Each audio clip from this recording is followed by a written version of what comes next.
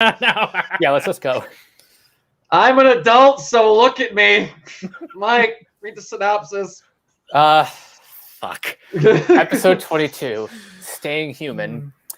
After being defeated yet again by an angel, Asuka's synchronization ratio continues to drop, affecting her ability to pilot Unit 2. Flashbacks reveal Asuka's tragic childhood, which shaped her current abrasive personality. A new angel, Ariel, appears in Earth's orbit, well outside the range of any Earth-based weaponry, including the Evangelions. Asuka is told that she will be raised back up for the confrontation with the angel. Infuriated, she launches herself and confronts Ariel on her own. However, Ariel uses a telepathic attack, which forces Asuka to relive traumatic events from her past, causing such mental distress that Asuka completely loses synchronization and Unit 2 shuts down. Gendo orders Rei to retrieve the Lance of Longinus and then uses it against the angel. The Lance succeeds in penetrating Ariel's AT field and destroys it, but the Lance achieves escape velocity and enters a lunar orbit. Asuka is again angered by her defeat, worsened by her hatred of Rei, and quite frankly, everyone. So for everyone paying attention at home, Mike said it differently than the show does because Mike said it correctly. It is not Longinus, as the show likes to. I love Gainax. Almost everything they make I've loved, but they have this obsession with saying words that have definite pronunciations differently. And the best part is between this show and Gurren Lagann, like they're dubbed by two completely different studios. Yeah. So there's really no excuse. No, none whatsoever. I don't get it. No.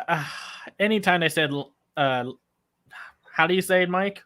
Longinus, and they kept saying Longinus. Yeah. I just keep referencing. I think it's Caligula with Malcolm McDowell, where it just says like Longinus. Yeah.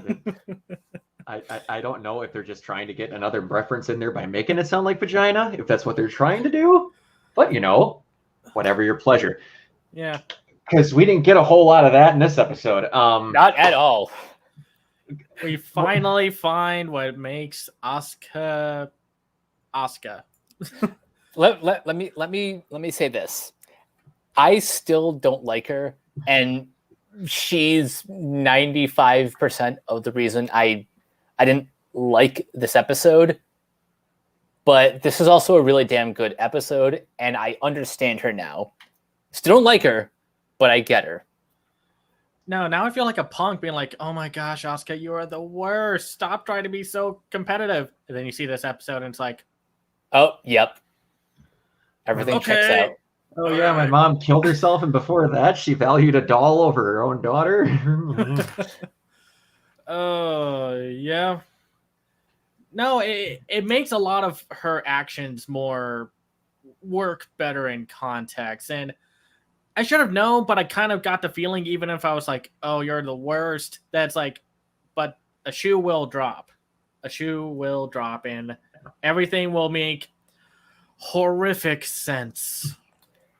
Yeah. And it's like, I still get this to justify a lot of her actions. Like I said, I have not watched the show since it was originally back in the day when you had to sacrifice a small child in order to watch a grainy dub that sounded like it was recycled in a washing machine. But I was like, man, I remember why she's competitive. I remember why she's possessive and think no one likes her. I was like, why is she the horniest thing in this galaxy, though? I'm looking back in my mind. I'm like, they still don't technically explain all of that, but it's like, I get she just wants to be an adult and she wants to live on her own and do adult things, but she wants to be taken seriously. And yeah, no, there's a lot of implications. There's a lot of implications. And Kaji, after looking like he got shot in the last episode, we won't go too much into that. And then politely, with the concentration of a monk, not engaging the horniest teen on that side of the hemisphere, trying to get with him for 5 minutes. Cameron, do you know who he reminds me of? He reminds me of the male character in a show that we watched for the spring season. Oh, was this for a hidden dungeon? Or No, not him. Oh, jobless reincarnation. No, right? not him. It's one of the shows we watched recently for spring. Oh, from the spring. Yeah. Who? What was the show? It was the guy from High Hero, or however you pronounce that. Sorry. It's the guy who wouldn't sleep with the teenager. Oh, Hige Hero. Yes. Yeah. Oh, Brock, you'll have to ask us about that later. Oh boy, I will. Don't worry. That's always a good setup. The guy who wouldn't sleep with the teenager. Yes. No, this episode was a lot because at first it was just like, okay, Asuka, you're going on your tirade of like, you're better than everyone, you hate everyone. And I forgot about this. I forgot about the infamous long elevator shot of just that still frame. When it turned into Mass Effect 1 for a little bit. Yeah. Except with no dialogue. I was like, I think I know all of the memes from Evangelion, and then this one pops up and it's like, oh, right, this one happens. Yep. This is the money shot. Absolutely. Also, I want to talk about this angel for a second, Ariel, or however you say it. Into the sky! Yeah. On one hand, there's one way to look at this angel. It is super cynical from a viewpoint to be like, oh, they didn't want to put any detail on this thing at all. Oh, it was just a still frame. That thing did nothing. I don't think even moved. That looks shockingly like the kanji of the title of the show. Yeah. Actually. And it's obvious that like there's a production still that shows it like it has kind of a face. Kind of. And then and then I almost like, even though it's like what this angel does is horrifying, I almost still laughed horribly because it was just like the big beam of light. I was like, oh, the thing's gonna pull an Akira and use that satellite cannon weapon on it. And then the Hallelujah started playing. The gospel choir. And I almost started laughing because I just thought it was so either too blunt or just so literal and silly. I did start laughing in the middle of me eating. I almost got stuff all over my computer screen because I 1,000% forgot that song plays. Oh, it's a weird musical moment for that scene, but just the fact that it's actually like in like the show itself and not a meme is just wild. Do you know what this reminds me of? What? When in It Chapter 2, when I can't remember which one of the kids is in the basement and he's trying to rescue his mom from that weird whatever creature, and a thing starts puking on him and Angel in the Morning starts playing. Yeah. God, I remember that scene. That was nuts. No. Anyway, back to the episode. Yeah, well, I mean, I kind of want to avoid this because it's like, it's so, you got to be careful with how you talk about this. I'm blunt, so I'm trying to be like, don't step on anything. You're good, man. This is weird subject matter, so there's no judgment here. No, I know. It's just, yeah. Where do we start? The beginning of the episode was a little something else. Yeah. No. Well, first of all, no opening. No opening again. Not even a late blooming opening. No. It's just a logo. Yeah. No ending. Well, the ending song is there, even though. But there's no like the ray spinning around backwards and such. Yeah.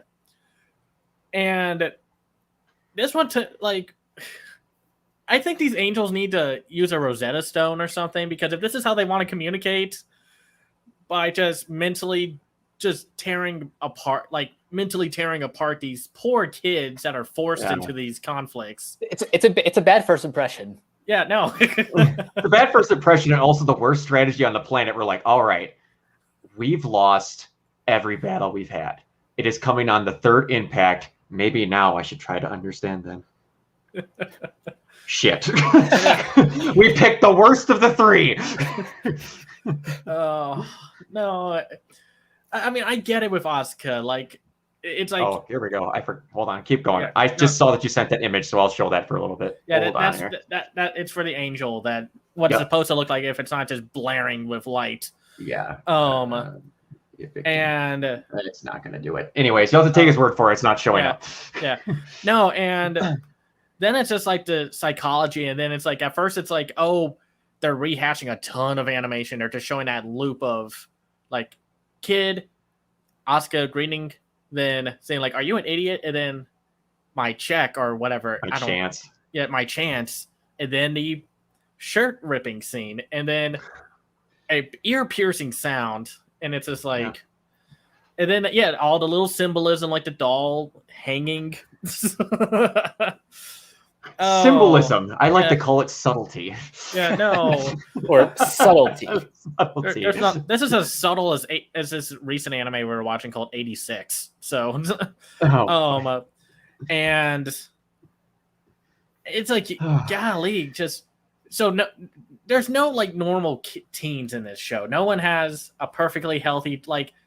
It's like that scene from Metalocalypse where they're all talking about like how horrible their childhood, their like relationship with their parents was, and then Nathan Explosion's like, oh no, my relationship with my dad is great. We go fishing and hunting together sometimes.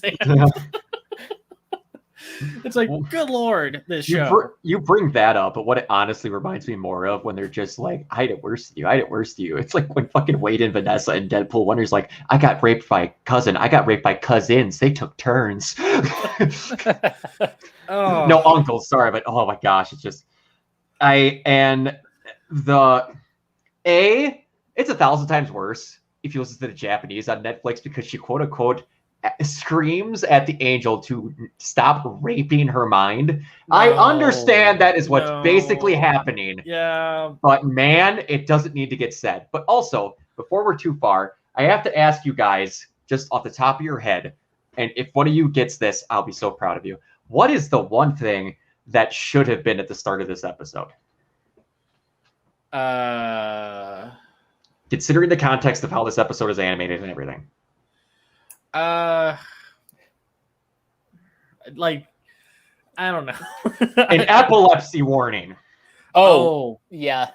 Because there's that scene toward the end where they flash kanji at the screen, like 8 words with white in the background for. Oh, yeah, no, Netflix, you're willing to go back and put warnings in your shows after the fact, but yeah, this one was a lot. If you have trouble with that kind of stuff, be careful. Yeah. Oh man, what is with all these angels going out like punks? I mean, granted, Rey had to launch a spear into the atmosphere, but I don't know. they at least like the past couple of them have been pretty big glass cannons. Yeah. No, I mean, like, granted, I kind of love the last one. The one we watched was like when Ava Unit 1 went berserk and ate the thing, right? Yeah, absolutely. I mean, at least I was amused by that, how it was just like, just because of the design, the face looked like it was like kind of being snooty. And he's like, you basic, bye. It's like, I'm going to go kill the humans, so. Yep. They are all dead now. But, like, I will give them credit, and it's one thing I've always loved about the show, is that they do their best to not make an angel die the same way twice. Oh, yeah. That is one thing I can respect, even though, like you said, it turns a lot of them into glass cannons. Yeah. And glass cannons or just infinite charge-up weapons, like the pyramid one or the prism one that just had to be like, hello, what you watching? I got to wait for like 12 hours before I can actually get down into like, other place. So yeah. Can we watch something other than the news? No, yeah. But let's see. We got some more story details. 1, they are mass producing Avas. Somehow. Somehow. We don't know what they're doing, how they're making them, but okay. 2, the second impact Gendo might have been bullshitting about what. Wait, hold on. Gendo Akari's dishonest? Must be Tuesday. Must be a Tuesday. Oh, I know, God. I just remember it just being like, I mean, it wasn't a shot. I'm saying it's like passive aggressive and such, because it's just like, but we could cost a third impact, and Gendo just sits there quietly, or they just couldn't animate anything, and it's just like, so then, what's her name? Misato? Yeah, Misato. Jeez, this episode took a lot out of me apparently. Oh yeah. Anyway, so it's like, so he was lying, and then we see the spilling of the angel that's down there. Just the legs finally spill out, but they still have the little tiny legs out there. There's a thing that comes from that, dude. I can't wait to see Mike's response for it. Oh, I don't know if I'm ready for that. Kind of sucks though that they lose the spear, because that could have. it's like an anime franchise film weapon. Wow. Oh man, so you can't just bring that into the show? No, it's basically them going, Excalibur's too powerful. We need to throw it into the sky now. Yeah. Apparently it's going to land on the moon. So yeah, but so wait, was that seriously the last we've seen of the lance of Longinus? No. Oh God, no. Oh, God, okay, no. good. Lord, no. But yeah, then we get a lot of bangers from Misato in this episode. One, the sync rate is the result of the second day of Asuka's period, she thinks. Not going to touch that. Two, Misato, cats are perfectly acceptable substitutes for human contact. So shut up. Yeah, I listened to that line and like, okay, harsh. Yes. And also, you guys, we can't send out Unit 1. Because it's grounded. Yep. It's important. Yeah, we know why now. Thank God we didn't make this a drinking game, or else all of our audience would be dead. No, it's like, you want the audience to be dead. We need to make a drinking shot of every time we see Gendo doing this. Yeah. And you have to waterfall for as long as the shot takes. The entire country would be dead. Mike. These last episodes, I want you to have a lot of input on. So I'm going to try and make sure you get your words in on these. As the resident person who really did not like Asuka leading up to this episode and see what she went through, and you did clarify yourself at the beginning of the episode, but how was this episode for you? And how are you feeling that we only have like 4 to 5 episodes? We don't have much left. I'm honestly, at this point, I really am just kind of racing to get to the finish line. This episode was mostly. I don't know if this was a good episode, but it was a critical episode. One that got a lot of it wrung a lot of character development out of my least favorite character. Oh yeah. We find out some more lies from Gendo. Lying? No.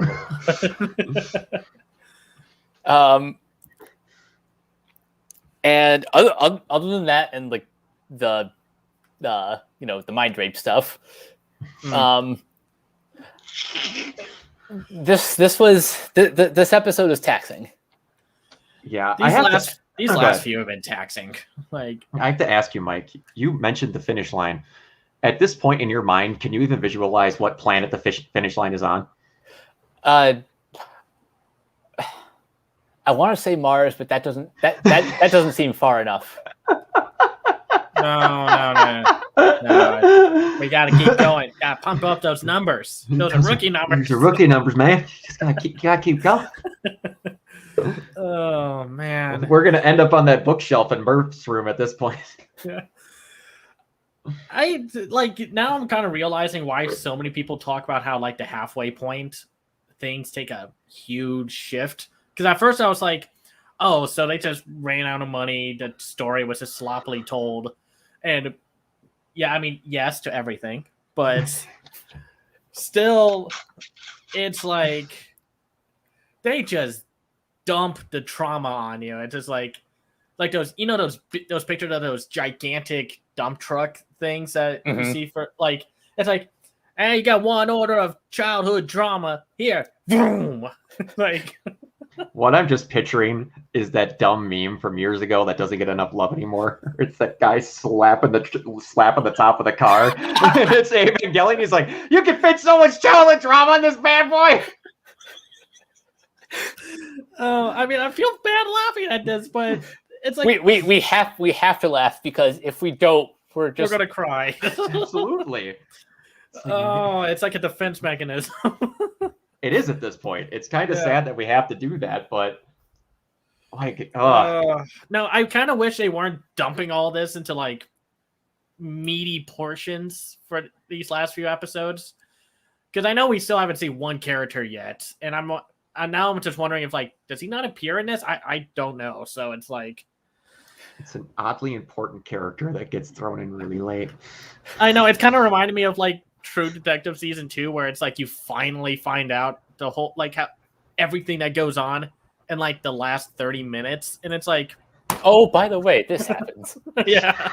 Yeah. It's like, no, don't tell stories like that. Yeah, this isn't like a Final Fantasy final boss, okay? Like, yeah, it's man, I'm just looking at stuff on Google and then seeing images below it, and I'm just going back just to the LCD riddled pipe dream that is the end of this show. But I like the episode, even if it's a lot. A lot is a good way to do it. A whole heaping helping of a lot. But yeah, so Mike, are you on the plane anymore? The plane is now a rocket. We're out in space right now. On the rocket called the Longinus Enterprise. It's Longinus. My God, I don't think any mispronunciation of a word has ever irritated me as much as this. It's so close, but yet so far away. Yeah. Watch some guy that studies like languages for whatever to tell me that I've been pronouncing it as Longinus my entire life and that 90% of the population is wrong. No, sir, you're wrong. You're like the guy that says GIF is pronounced GIF. I don't care if he created it. He's wrong. It's not how it works. Yeah. Anyway, but Cameron, where can people find you? Not nowhere near this show. No. You can find me on Twitter at twitter.com/camseiview or at camseiview. I have my own website called camseiview.biz, where I review animated films and shows called The Other Side of Animation. I am also the co-host of the Renegade Animation Podcast for renegadepopculture.com. I also have my Patreon at patreon.com/camseiview. That's where you can find me. Alrighty. And Mike.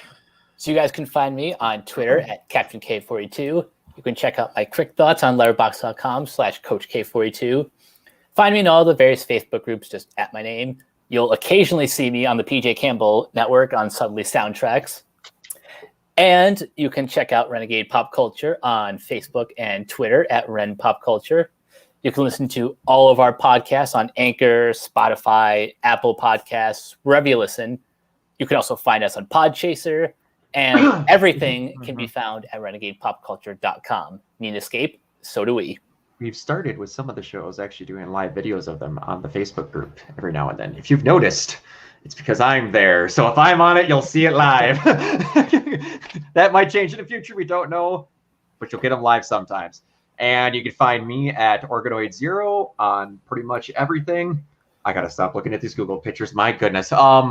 Yeah, and until next time, we will see you guys later. We're going to go back for more trauma. Bye.